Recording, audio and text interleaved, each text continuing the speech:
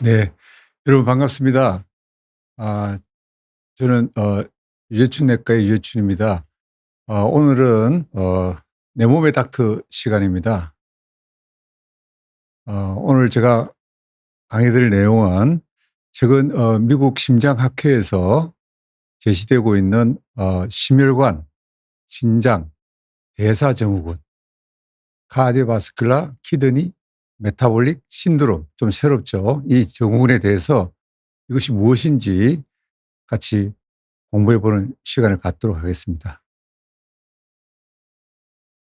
우선 이 개념을 이해를 하시려면은 우선은 심장대사증후군에 대해서 이해를 하셔야 됩니다. 심장대사증후군은 1988년 제랄드 리번이라는 교수가 복부 비만이 있는 환자에게서 당뇨, 고혈압, 고지혈증이 동시다발적으로 발생하고 이것은 아마도 인슐린 저항성이 원인이 아닐까. 근데 잘 모르겠다. 그래서 신드롬 X라고 이야기를 했습니다. 그래서 이후에 2003년 WHO에서는 이것을 대사증후군이다, 메타볼릭 신드롬이라고 명명했고요. 이후 10년 지난 이후에 미국 심장학회에서 이런 대사증후군 환자가 결국 심혈관 질환과 제2당뇨병 발생이 많이 생기니까 그 위험성을 강조한 상위 개념인 심장 대사증후군, 다시 말해서 카디오 메타볼릭 신드롬이라는 임상적인 개념을 제시했고요. 이후에 이런 심혈관 질환과 당뇨병, 만성심부전, 고혈압, 뇌졸중, 요즘은 이제 지방간까지 포함하는데요. 이런 것들이 서로 연관된 만성질환군을 포괄하는 상위 개념으로서 심장대사질환, 카디오 메타볼릭 디지즈라는 그런 개념을 이제 사용하게 된 겁니다. 여러분 잘 아시다시피 대사증후군이라는 것은 결국은 심혈관 심내혈관의 중요한 위험 인자라고 알고 계시죠. 쓰리고라 그러죠. 고혈압, 당뇨, 고지혈증의 복부 비만, 이 네 가지가 한 사람이 동시다발적으로 갖고 있는 경우가 많습니다. 하나만 가지고 있는 게 아니라.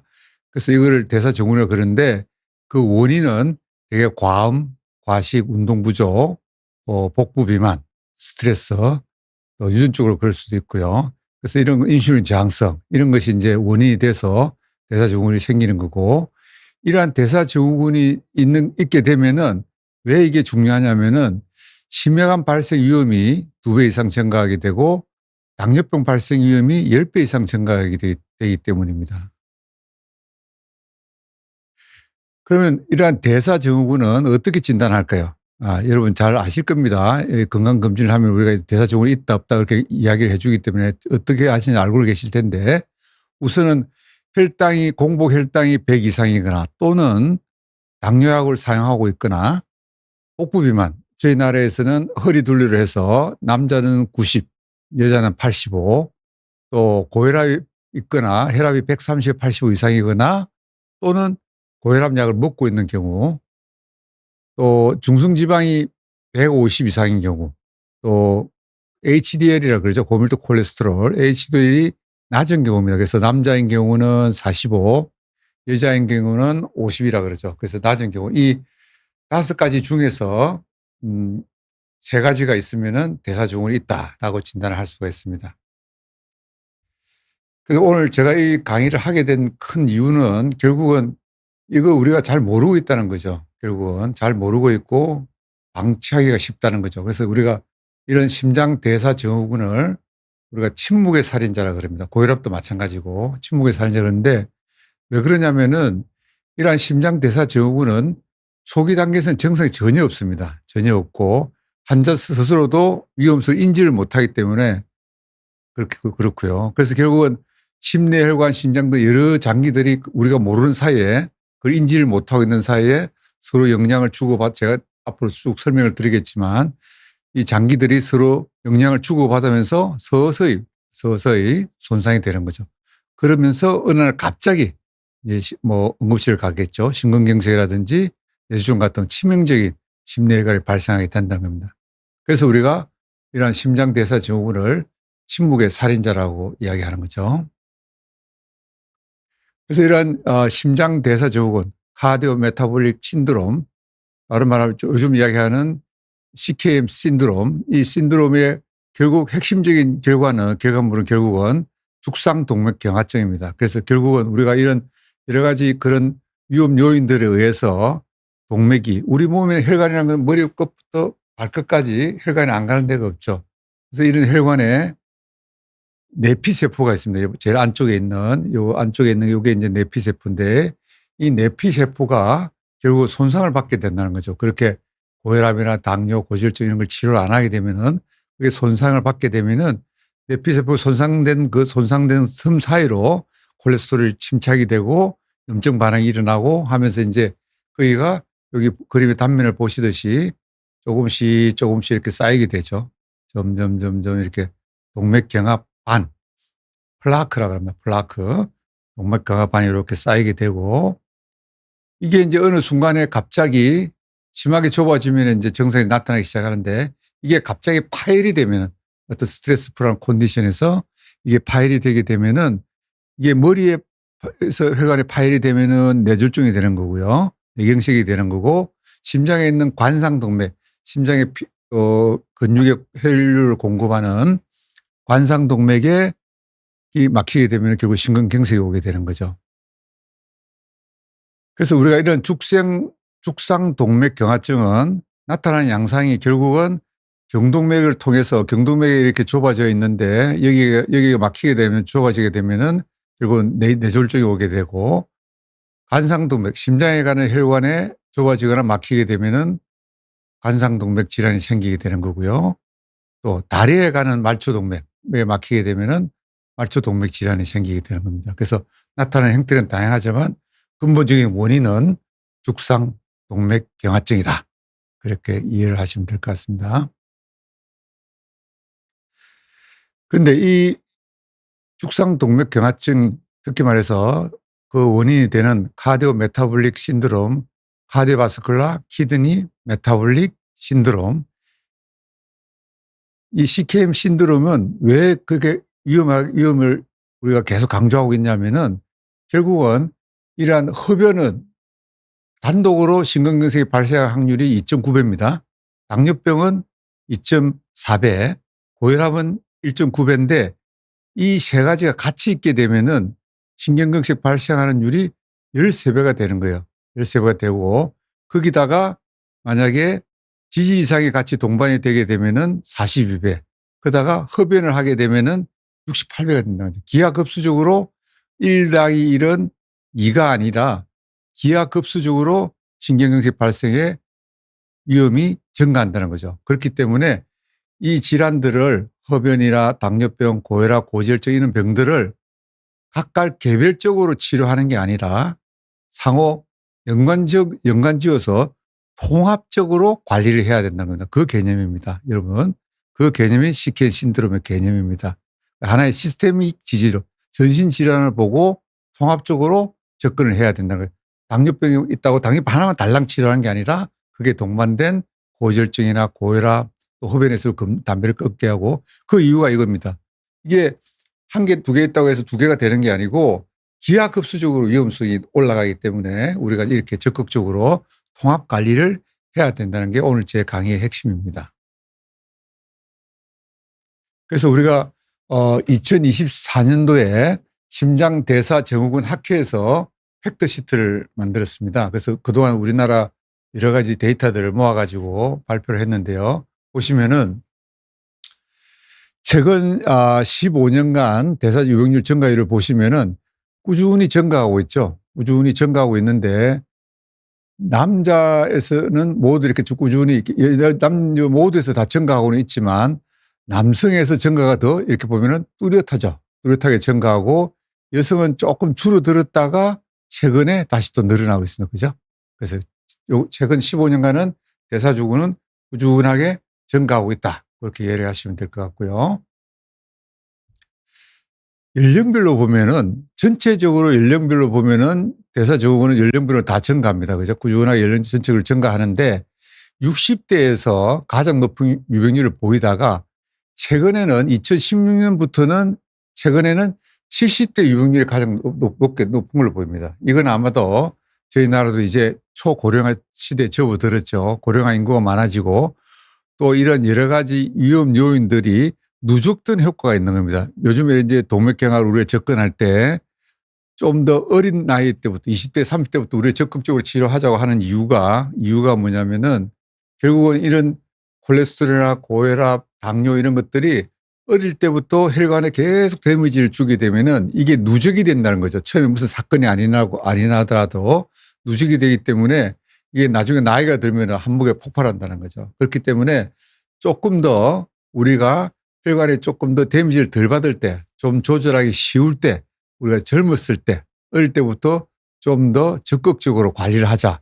그런 개념이 누적의 개념입니다. 요즘은 이제 그래서 동맥경화를 얼리에 이제 과거의 개념은 무조건 많이 낮게 낮춰 혈압도 낮추고 콜레스테롤도 낮추자.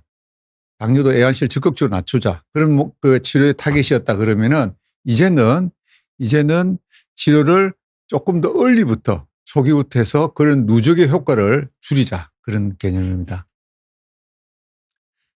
그리고 우리나라가 참 심각합니다. 지금 보면은 19세 이상 전체 성인으로 보면은 대사증후 유병률이 24.9%인데 나이가 이제 30세까지 하면 29.6%, 65세를 하면은 47%예요. 그만큼 우리가 고령화 65세 이후가 되면은 2명 중에 1명은 대사증후군이 있다고 봐야 됩니다. 그죠?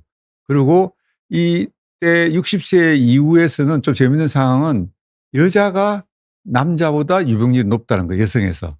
그게 이제 여자들의 폐경기 이후에 그런 호르몬 밸런스라든지 또 체지방 그런 것 때문에 대사증후군이 많아진다는 거예요. 여성들이.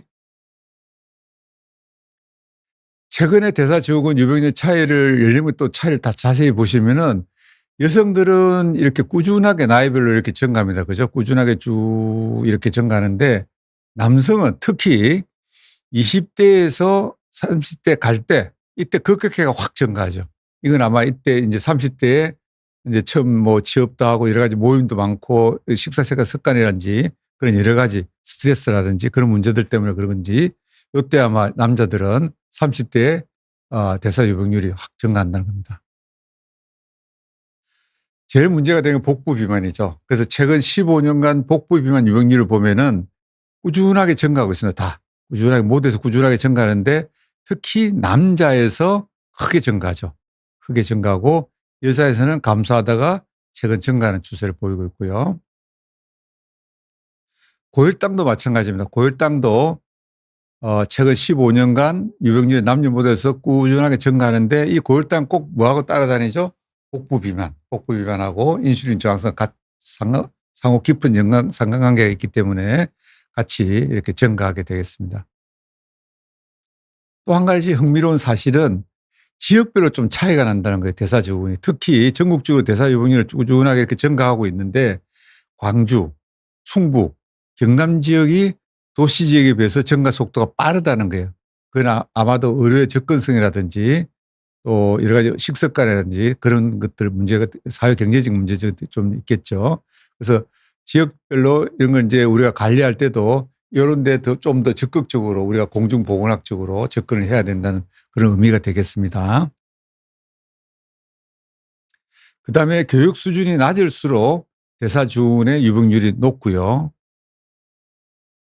그다음에 가구 소득 수준이 낮을수록 유병률이 높겠죠. 이거는 여러 가지 이제 뭐 음식이라든지 의료 접근성 그런 여러 가지 문제점이 있겠습니다. 그죠?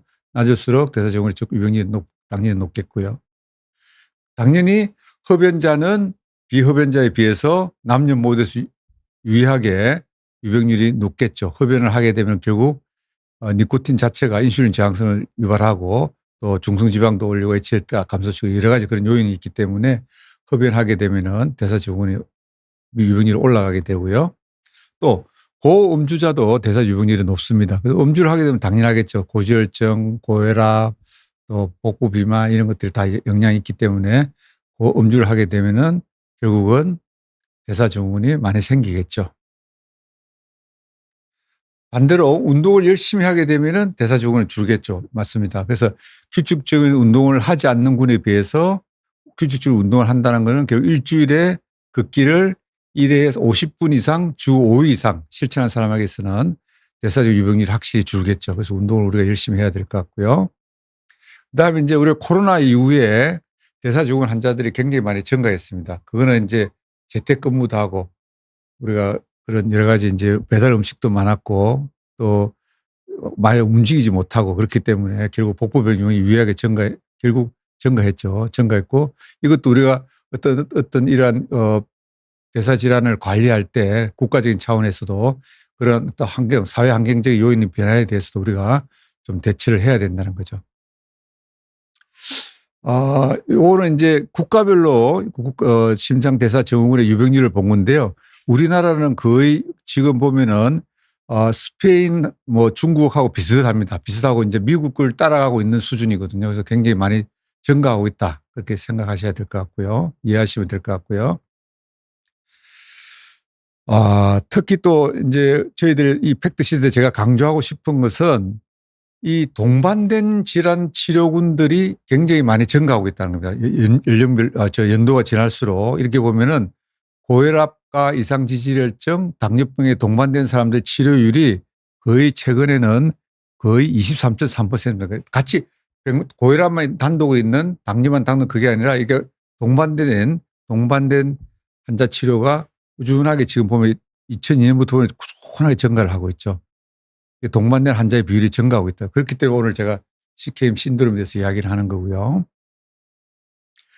역시 당뇨병과 복부 비만은 거의 복부 비만 동반율이 당뇨병이 있는 환자들은 거의 61.2%입니다. 그죠?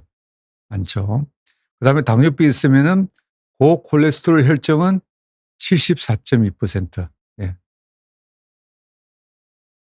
그다음에 당뇨병과 고혈압이 같이 있을 확률은 거의 60%. 예, 60% 정도 되고요. 이 세 가지 당뇨병, 고혈압, 고콜레스테롤 혈증이 같이 동반된 비율은 거의 44.5 절반이 된다는 거죠. 예. 특히 요즘에 우리가 관심을 가져야 될 게 말기 콩팥병입니다. 콩팥병. 그래서 최근에 말기 콩팥병 발병률이 거의 2배 이상 10년 사이에 2배 이상 증가했고 65세 이상 환자의 분포가 거의 60% 이상을 차지한다는 거죠. 그렇기 때문에 우리가 CKD 콩팥병에 대해서도 관심을 많이 가져야 된다는 겁니다.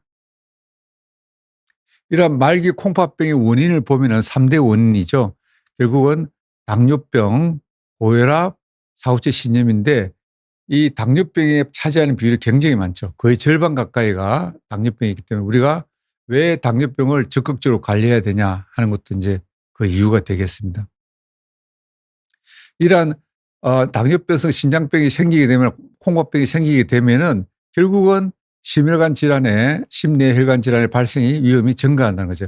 그래서 콩팥이 나빠지면 나빠질수록 단계별로 보면은 모든 사망률이 증가하게 되고요. 특히 심혈관계 사망률, 심근경색증이라든지 허혈성 뇌졸중, 뇌경색이라고 그러죠. 그게 콩팥 기능이 나빠지면 나빠질수록 발생 위험이 상승한다는 겁니다. 그렇기 때문에 우리가 콩팥 질환을 조기에 발견해 가지고 우리가 적극적으로 관리를 해 줘야 된다는 거죠.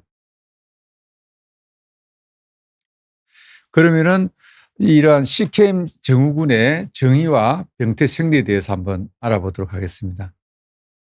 그래서 2023년도 미국 심장학회에서는 심혈관 신장 대사 증후군 개념을 제시했습니다. 그래서 카디오바스큘라 키드니 메타볼릭 신드롬. 그래서 비만, 당뇨병, 고혈압, 이상질환 같은 이런 대사성 질환들은 각각 단독으로도 심혈관 질환, 만성 콩팥병의 주요 위험 요인이지만은 동반 발생하는 경우가 많으며 이게 서로 복합적으로 작용해 가지고 심혈관 질환 및 신장 질환의 발생을 더욱 진행시키고 가속화시킨다는 게 문제입니다. 그래서 이러한 CKM 증후군은 대사장애가 심혈관 질환 및 신장 질환과 밀접하게 연결되어 있음을 강조하는 하나의 통합적인 개념에 접근을 할 필요성이 있다는 거죠. 그래서 이런 식혜임 증후군은 결국 심혈관 질환, 당뇨병 같은 대사성 질환, 비만 포함한 대사성 질환, 그다음 콩팥병 이런 것들이 서로 양방향관계 이 세 가지가 서로 공통적인 위험 인자를 가지고 있고 다방향 병태 생리를 가지고 있습니다. 그렇기 때문에 상호 연관되어 진행되는 복합 진행성 질환이다. 그렇게 이해를 하시면 될 것 같습니다. 조금 어렵죠. 네. 그래서 CKM 증후군을 정의하면은 CKM 증후군은 대사위험 요인, 비만, 당뇨 등을 포함했어요. 대사위험 요인, 그다음에 만성 콩팥병, 심혈관 질환 간의 병태 생리적 상호작용으로 인해 가지고 다양한 장기의 조직의 기능 장애와 높은 심혈관 질환 사망률과 발생률을 유발하는 전신 질환이다. 시스테믹한 디지즈다. 그렇게 이해를 하셔야 됩니다. 정의를 할 수가 있습니다. 그래서 CKM은 대사위험인자, 만성 콩팥병, 심혈관 질환이 공통 병태 생리를 공유, 상호작용하여 여러 장기에 영향을 주기 때문에 질병이라는 개념보다는 증후군이라는 개념이 더 적합하다는 겁니다. 그래서 이 CKM 증후군의 병태 생리 기준을 보시면은 제일 중요한 게 결국은 과도한 지방 생산이죠. 지방에서 기능 이상 지방이 생기는 거죠. 이게 지방 이상이 생기고 지방이 몸에 지방이 많아지게 되면은 결국은 우리가 염증이 생기게 되고 산화 스트레스가 생기고 결국 인슐린 저항성이 생기면서 혈관이 망가지게 되는 거거든요. 그렇게 되면은 우리가 심장에는 결국은 아까 제가 처음에 말씀드렸던 동맥경화증이 오게 되고 심근이 재형성이 되게 되고 섬유화가 되고 심장 기능이 나빠지게 되겠죠. 나빠지게 되고 콩팥에는 사구체가 딱딱해지고 콩팥이 딱딱해지고 투블로 인터스탈 파이브로시스를 해서 세뇨관이 섬유화가 되고 결국은 만성 콩팥병이 진행이 되는 겁니다. 진행이 되게 되고 우리가 요즘에 또 강조하고 있는 게 지방간인데요. 비알코올성 지방간도 포함해서 지방간인데 이 지방간 또한 이러한 염증과 산화 스트레스를 이 기전을 더 악화시키게 됩니다. 악화시키게 되고 아까 제가 처음에 말씀드렸던 고혈압, 이상지질혈증, 대사증후군, 당뇨 이런 것들은 결국은 이 자체로도 심장에 병을 일으키게 되고 또한 이러한 콩팥병 자체도 결국은 단백뇨가 생기고 또 고울 대사에 이상이 생겨가지고 숙회화되고 이런 걸로 인해서 결국 이 콩팥이 나빠지면은 결국은 심장이 나빠지게 되고 또한 이러한 것들은 결국은 뉴로호르몬이라고 하는데 우리가 몸에 있는 라스 시스템이 있습니다. 그런 시스템이라든지 교감신경이나 이런 시스템들이 활성화되고 그런 것들이 이 신장하고 콩팥이 나빠지게 되면은 작용을 못하니까 우리 몸에 있는 볼륨이 늘어나게 되고 이것들이 계속 악순환이 되는 거죠. 그래서 서로 이 콩팥과 심장과 이런 것들이 서로 물리는 거죠. 상호작용을 한다는 거죠. 단 한 개의 패스웨이가 아니라 그렇기 때문에 단 한 가지만 치료해야 될 게 아니라 통합적으로 치료를 해야 된다. 접근을 할 때도 우리가 통합적으로 관리를 해야 된다. 그 이야기입니다. 그래서 이러한 CKM 증후군을 우리는 단계를 나눴습니다. 그래서 스테이지 0부터 스테이지 4까지가 있는데요. 스테이지 0는 위험 요인은 아예 없는 겁니다. 아주 건강한 사람이죠. 아예 없는 거죠. 정상적인 BMI, 허리 둘레, 그다음에 혈당, 혈압, 지지수치가 다 정상인 거예요. 그리고 만성 콩팥병, 심혈관 질환 징후가 아예 없는 상태. 그게 스테이지 0. 우리가 가장 이상적인 거죠. 스테이지 0. 스테이지 1은 이제 지방이 생기기 시작해요. 과도한 지방이 생기고 복부 비만이 생기고 기능 이상 지방이 생기는데 그걸 우리가 알 수 있는 게 내당성사의 당뇨 전단계죠. 그게 생기는데 한국에는 BMI 23 이상부터 가체중, 25부터 비만을 정의하고 있죠. 그래서 우리 허리둘레는 90, 80으로 아까 이야기를 드렸고요. 그래서 이 단계가 스테이지 1입니다. 1이고 이 단계에서는 이제 대사위험 요인이나 콩팥 병은 없는 거죠. 없는 거죠. 그다음에 스테이지 2는 뭐냐면 대사위험인자 중증도 고위험 만성 공포병이 있거나 하나 있거나 둘이 다 있거나. 대사위험인자라는 건 뭐냐면은 고중성지방혈증, 고혈압, 당뇨병, 대사증후군이 있거나 또는 중증도 고위험에 해당하는 만성 콩팥병이 있거나 이럴 때는 이제 병이 이제 생기기 시작하는 거죠. 이때는 스테이지 2입니다. 스테이지 2. 그다음에 스테이지 3는 과도한 또는 기능 이상 지방 조직이 있고 대사위험 인자가 있고 만성 콩팥을 가진 사람 중에서 병이 있는데 증상이 없는 무증상 서브 클리니컬 카디오바스큘러 디지즈라 그러는데 무증상 심혈관 질환이 발견된 경우 또는 심혈관 위험 요인이 아주 높은 경우 여러 가지 위험 요인 계산하는 방법이 있거든요. 그래서 위험 요인이 높은 경우에 스테이지 3에 해당되는데 거기에다가 우리가 KDIGO 평가상 초고위험 만성 콩팥병도 포함을 합니다. 그래서 이게 스테이지 3고요. 근데 이 스테이지 3는 여러분 좀 이해하기 어려울 텐데 무증상 동맥경화성 심혈관 질환이라는 거는 여러분 요즘 CT 많이 찍으시잖아요. CT 찍었는데 칼슘 자기는 정상이 아무 정상이 없어요. 아무 정상이 없는데 CT에서 뭐 스코어가 400이다 500이다 이렇게 나오면은 그런 경우는 스테이지 3에 해당되는 거죠. 정상은 없지만 간상동맥 석회화 점수가 높은 경우 그건 스테이지 3고 그래서 병원을 가서 검사해서 간상동맥 조영술을 했는데 조영술에서 막힌 데가 없고 스텐트도 안 넣고 그냥 이제 약물 치료합시다. 그런 경우도 스테이지 3가 되는 거고 또 다리에 말초 동맥에 이상이 있는 경우 영상 소견에서 약간 좁아져 있다. 그런 소견이 있는 거 정상은 없는데 그런 게 무증상 동맥경화성 심혈관 질환이라 그러고 그런 게 스테이지 3이고 무증상 심부전은 우리가 혈액 검사를 해서 혈액검 심부전 때 올라가는 수치가 있거든요. BNP, 트로포닌 이런 것들이 심장 바이오마커가 증가하거나 또는 우리가 심장 초음파를 해서 초음파상에서 자심실이나 수축 기능이 떨어져 있거나 이완 기능 부전이 있는데 정상이 아예 없는 경우, 그런 경우에 우리가 스테이지 3, 무증상 심부전을 그렇게 얘기하는 겁니다. 그게 스테이지 3라고 이해를 하시면 될 것 같습니다.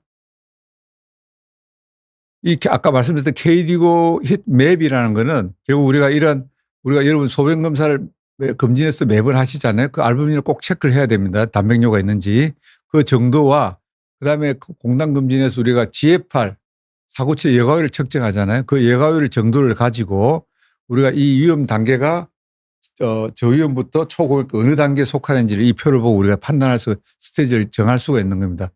빨갛게 될수록 더 이제 위험도가 높은 거죠.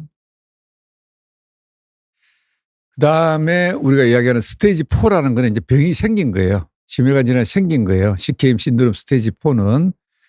그래서 과도하거나 기능 이상 지방 조직이 있고 대사위험 인자가 있으면서 콩팥병이 있으면서 동반한 사람에게서 임상적인 심혈관 질환이 발생한 상태.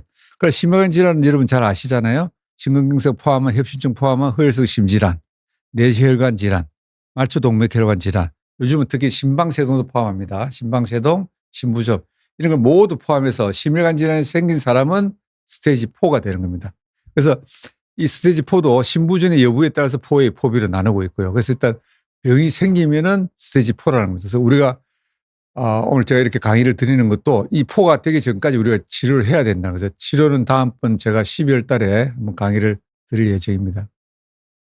그래서 이게 이제 하나의 표인데요. 이게 이제 CKM 신드롬을 딱 한 표로 나타낸 건데 우리가 스테이지 0부터 스테이지 4가 있는데 우리가 이렇게 단계별로 스테이지 1, 2 제가 이렇게 설명을 드린 이유는 제가 계속 말씀드렸잖아요. 이런 병들은 단 하나의 병이 아니라는 거예요. 하나의 통합적인 병이다. 통합적으로 관리를 해야 되고 통합적인 시각으로 병을 관리를 해야 되고 접근을 해야 되는데 왜 그러냐면은 이거를 단계를 나눈 이유는 결국 만약에 스테이지 2 단계인데 우리가 적극적으로 열심히 치료를 잘 하게 되면은 스테이지 1으로 갈 수도 있고, 그죠? 그리고 스테이지 1 단계에 있는 분들은 우리가 적극적으로 치료를 잘하면은 스테이지 0로 간다. 우리가 이상적인, 우리가 바라는 스테이지 0로 갈 수 있다는 거죠. 만약에 치료를 안 하게 되면 스테이지 0고 1, 2, 3, 결국은 사망에 이르게 되는 거죠. 그렇기 때문에 이런 단계별로 스테이징을 해서 우리가 적극적으로 치료 관리를 해야 된다는 겁니다. 네. 여러분 아시겠죠? 그래서 우리나라 CKM 증후군 유병률을 이미 올해 발표를 했습니다. CKM 증후군 유병률을 국민건강영양조사를 통합을 해가지고 발표를 했는데 우리나라 역시 2단계가 많겠죠. 당연히 2단계가 43%로 제일 많습니다. 제일 많고 좀 심각한 거는 3단계, 4단계는 아직까지 7.4%, 2.8%지만은 연별로 증가되는 율을 보면은 굉장히 빠르게 증가한다는 거죠. 제일 빠르게 증가한다는 거죠. 2단계, 3단계가 초고기흉군이 굉장히 빠르게 증가한다는 겁니다. 그렇기 때문에 우리가 최신 통합 치료 접근법을 해가지고 종합 치료를 해야 되고 신속하게 단계별로 치료를 우리가 적응을 해야 된다는 겁니다. 미국도 이걸 발표를 했거든요. 그래서 미국의 CKM 유병률과 우리나라를 비교를 해보면은 한국은 아직 미국에 비해서는 CKM 0단계 유병률은 한국이 더 좋겠죠. 당연히. 근데 질병이 있는 4단계는 한국이 좀 낮겠죠. 그렇지만 아까도 말씀드렸지만은 이게 증가세가 우리가 0단계 감소와 4단계 하는 우리 아까 앞에서 보여드렸듯이 3, 4단계 급증하는 추세라는 거죠. 이게 4단계가 질병이 있는 병이 우리나라는 연도별로 봤을 때 굉장히 빠르게 급증하고 있다는 거거든요. 그리고 이거는 우리나라의 여러 가지 생활 습관의 서구화라든지 신체 활동의 감소 이것도 우리 굉장히 심각한 문제입니다. 그래서 초고령화 지금 되고 있잖아요. 빠르게 증가하고 있기 때문에 이렇게 4단계가 급증하고 있다는 거죠. 그래서 우리가 뭐 여러 가지 정부가 정책을 세워갈 때도 여기에 따른 정책을 좀 세우는 그런 생각도 해봐야 될 것 같습니다. 또 한 가지 재밌는 사실은 이러한 초고위험군 스테이지 3, 4 환자들 특징을 봤더니 역시 남자가 많고요. 남자가 많고 농촌 지역이 많습니다. 농촌 지역이 많고 비만 환자가 역시 많고 흡연자, 음주자, 저소득층, 저항력자. 그래서 이러한 우리가 CKM 신드롬을 치료 단계별로 접근할 때도 이러한 사회 경제적인 요인도 우리가 고려를 해야 된다는 겁니다. 그러면 이제 왜 최근에 이렇게 CKM 증후군에 주목을 해야 하는가? 과거에는 심장병, 당뇨병, 신장, 콩팥병 각각의 전문가들이 분리해서 이 병들을 진단하고 치료해 온 개별 질환이었지만은 이제는 최근에 대규모 임상 및 역학 연구들이 계속 이런 이야기를 하고 있거든요. 이 세 가지 주요 만성 질환이 독립적인 존재가 아니라는 거예요. 각각의 병이 아니라는 겁니다. 서로 상호작용해가지고 서로 악화를 일으키는 하나의 강력한 전신 질환 연결고리라는 거예요. 하나의 고리. 서로 얽혀 있다는 거예요. 묶여 있다는 거예요. 이 연결고리의 바로 중심에 뭐가 있냐? 심혈관, 신장, 대사 증후군이 있다는 겁니다. 그래서 기존의 대사 증후군 관리의 한계를 인지하고 심혈관, 신장, 대사 세 축이 복합적으로 상호작용하는 CKM 증후군의 개념을 공식화한 거죠. 그래서 이 새로운 개념의 도입 목적은 중요합니다. 조기에 우리가 위험 요인을 발견하고 조기에 통합적인 관리 및 치료를 시작함으로써 궁극적으로 심혈관 질환 발생률과 사망률을 낮추는 데 있다는 겁니다. 그러면은 이러한 CKM 증후군과 기존의 질환 간의 접근의 차이가 뭐가 있는가? 첫 번째로 제일 중요한 거는 통합적 위험 평가죠. 그래서 기존에는 만성 콩팥병, 심혈관 질환, 대사 질환을 각각 진단 치료했으나 CKM은 이들을 상호 하나된 하나의 네트워크로 보고 전신적 다기관 영향을 함께 평가했다는 겁니다. 그리고 아까 제가 한 표로 보여드렸잖아요. 단계적으로 하는 진단 체계를 갖췄다는 거예요. 그래서 CKM은 0단계에서 4단계로 해가지고 연속적인 위험 분류를 도입했다는 거죠. 스테이징이라는 연속적 위험들을 도입해서 조기 위험군부터 임상질환군까지 맞춤형 개입 전략을 설정해 가지고 초기 단계에는 예방과 조기 관리, 또 고위험 단계에서는 요즘 임상 연구들이 굉장히 많이 나오고 있거든요. 좋은 약들도 많이 나오고 있고 집중 치료와 다학제적 관리가 강조되고 있다는 겁니다. 그래서 제가 요거는 치료에 대한 접근법은 제가 12월 달에 한번 강의하도록 하겠습니다.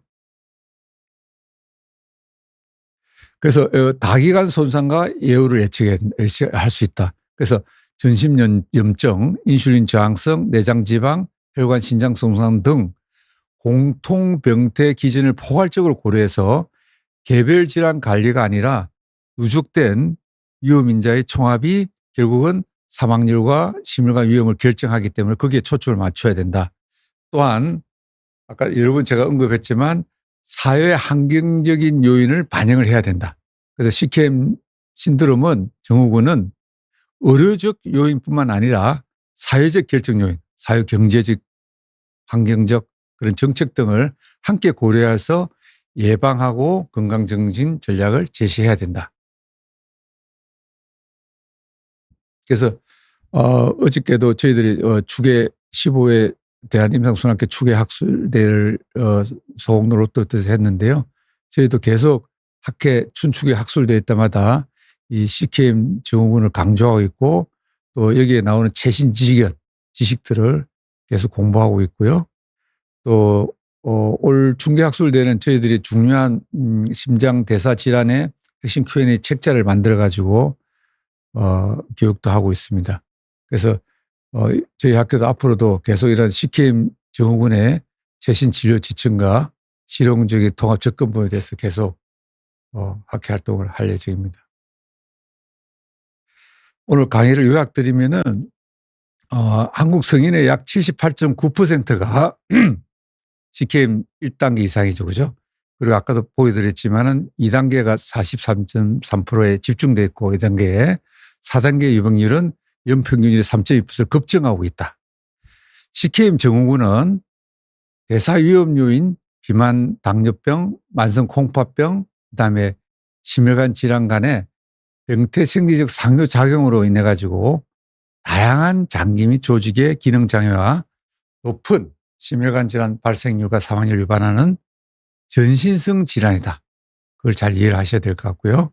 그래서 우리가 CKM 증후군은 비만, 당뇨, 만성콩팥병, 심혈관 질환이 얽힌 복합 질환이기 때문에 체계적이고 포괄적인 접근이 필요하다는 거고요. 결국은 질환을 조기에 발견하고 위험군을 스테이징별로 해서 위험군을 빨리 선별해서 예방과 치료를 동시에 시작해야 된다는 게 오늘 제가 꼭 말씀드리고 싶은 포인트입니다. 자, 이제 Q&A 시간을 해보도록 하겠습니다. 첫 번째 지금 소원요정님, 당뇨나 비만이 있을 때 신장기능까지 고려해 약을 선택해야 하고 들었습니다. 실제로 어떤 차이가 있나요? 예, 요즘 약들이 다 그 당뇨약 중에서 내가 다음 12월 달에 강의를 할 겁니다. SGLT 이니비터 억제제라고 그러죠. 억제제 약들이 결국은 이제 당뇨도 치료하고 비만도 치료하고 이러한 약들이 왜 CKM 신드롬에서 굉장히 중요한 약제냐면은 이게 이제 우리 코로나 시기를 거치면서 연구를 굉장히 많이 했습니다. 임상성 데이터가 많이 쌓이면서 이게 처음에는 당뇨약으로 시작했죠. 당뇨약으로.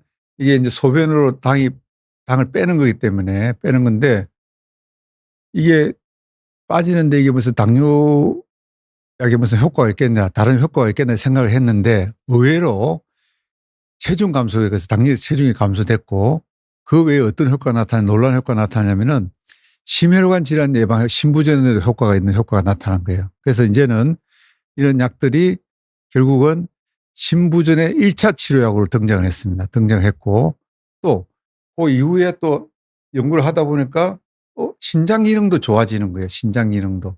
그래서 신장학회에서 작년에 이제 신장이 나쁜 환자, 당뇨병 환자는 우선적으로 SGLT 억제제를 써야 된다. 그래서 1차약으로 그것도 들어갔습니다. 그래서 그동안 많은 연구가 누적되면서 그런 심장 대사 그런 약들을 이제 심장 대사 약물이라 그러거든요. 단순한 당뇨약이 아닙니다. 여러분 이제는 그 약들 SGLT 억제제라는 약은 이제는 단순한 당뇨약이 아니라 심장 대사 약물입니다. 오늘 제가 강의 드린 CKM 신드롬이라는 개념도 그런 겁니다. 서로 다 이렇게 대사, 심장, 신장이 서로 얽혀 있기 때문에 이 한 약제가 이게 다 작용하는 거죠. 비만의 살을 빼주죠. 심장병에서 사망률 줄여주죠. 콩팥병도 줄여주죠. 이게 다 연결되어 있잖아요. 그 약제 하나가 SGLT 억제제입니다. 그래서 그거를 제가 12월 달에 다시 한번 강의를 드릴 건데 그런 차이가 있는 거죠. 네. 자, 손효주님이 계속 질문을 주시네요. 네. 체중이나 혈당이 살짝 높을 때 심장과 신장에도 영향을 주기 시작하죠. 아까 제가 말씀드렸죠. 그죠?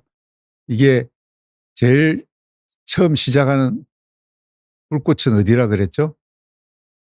비만, 과도한 지방, 기능 이상 지방. 이게 이제 시작하는 거죠. 거기서 시작하면은 그게 어떤 걸 일으킨다고요? 산화 스트레스, 염증, 그런 걸 일으키게 되는 거죠. 인슐린 저항성. 그게 어디로 간다고요? 심장도 나빠지게 하고 신장도 나빠지게 하고. 아까 제가 병대생에서 영어로 돼서 조금 어려웠을 수도 있는데 제가 한글로 계속 풀어서 말씀드렸기 때문에 조금 이해를 하셨을 겁니다. 그래서 다 영향을 줄 수 있습니다. 그렇기 때문에 우리가 스테이지 1부터 적극적으로 예방치료를 해가지고 스테이지 0로 가야 된다는 거예요. 그걸 우리가 리그레션, 퇴행이라 그러거든요. 우리가 콜레스테롤을 열심히 쓰면은 경동맥에 있는 플라크, 간상동맥에 있는 플라크가 줄어든다는 거예요. 줄어들고 안정화가 된다는 거예요. 눈에는 안 보이겠죠. 볼 수도 있습니다. 초음파로 볼 수도 있지만 그냥 우리가 임상적으로는 보기는 힘들겠지만 실질적으로 이게 뭐 동물 실험이나 여러 실험에서도 보면은 안정화가 된다는 거죠. 그걸 퇴행이라 그러거든요. 그렇듯이 이 CKM 신드롬도 증후군도 단계가 0에서 4단계가 있지만 이미 4단계가 돼버리면 어렵겠지만 그래도 우리가 사망률은 줄일 수가 있겠죠. 사망하는 걸 막을 수는 있겠지만 우리가 2단계, 1단계는 우리가 적극적으로 좋은 약들, 요즘 좋은 약들 엄청 많이 나옵니다. 그런 약들을 잘 쓰게 되면은 우리가 리그레션, 뒷단계로 갈 수 있다는 거죠. 그래서 그 단계, 초기 단계, 체중이나 혈당이 살짝 올라갈 때 그때 열심히 치료하셔야 결국은 우리가 건강하게 장수할 수 있다는 겁니다. 그죠? 여러분. 답변이 충분히 되셨나요? 하루에 30분씩만 걷는 것만으로도 예방이 될까요? 식사 때 단백질을 늘리면 신장에 부담이 된다고 하는데 심장, 신장 둘 다 고려한 식단의 기본 원칙이 있을까요? 이 식사 관련돼서 다음에 또 제가 말씀을 드릴 거고요. 운동하고 그 치료 8가지 원칙이 있습니다. 그 원칙에 대해서 다음 시간에 제가 말씀을 드리는데 간단하게 말씀드리면은 뭐 운동은 적어도 이제 일주일에 5일 이상은 하라 그러죠. 적어도 150분 이상 하라는 거니까 30분은 조금 작은 것 같네요. 매일 한다면 모를까. 네. 적당한 단백질도 너무 제한하는 건 좋지는 않습니다. 네. 식사하고 나중에 이제 8가지 미국 심장학회에서 제안한 게 있거든요. 그거는 다음 12월 달에 제가 강의를 준비해 놨으니까 그때 말씀을 드리도록 하겠습니다. 네. 더 이상 질문이 없으시면은 이번 강의는 오늘 마치도록 하고 12월 달에 뵙도록 하겠습니다. 네. 감사합니다.